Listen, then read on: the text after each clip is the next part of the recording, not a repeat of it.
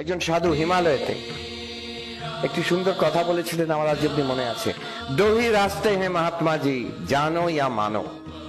অধ্যাত্ম জীবনে দুটি রাস্তা আছে, একটি হচ্ছে মেনে নাও, বিশ্বাস করো, আরেকটি হচ্ছে জানো, জেনে নাও। এই মেনে নাওটি, this is how religion is normally understood. বিশেষ করে পাশ্চাত্যতে রিলিজনও বলে না, এখন বলে ফেথ, বিশ্বাস। So as if religion, spirituality সবটাই হচ্ছে faith, বিশ্বাস। But that's one of the ways. মেনে নাও।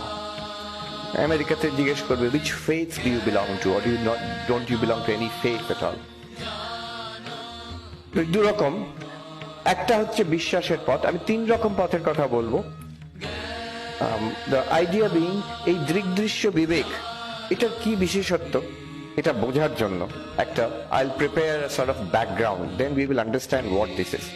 This is important because unfortunately we are not used to this kind of spirituality. This is a unique kind of spirituality. So একটা হচ্ছে মেনে নেওয়ার পথ, যাকে বলে বিশ্বাসের পথ। সাধারণত this is how people understand religion and spirituality. একজন ঈশ্বর আছেন, তাকে বিশ্বাস করতে হয়, তিনি জগতের সৃষ্টি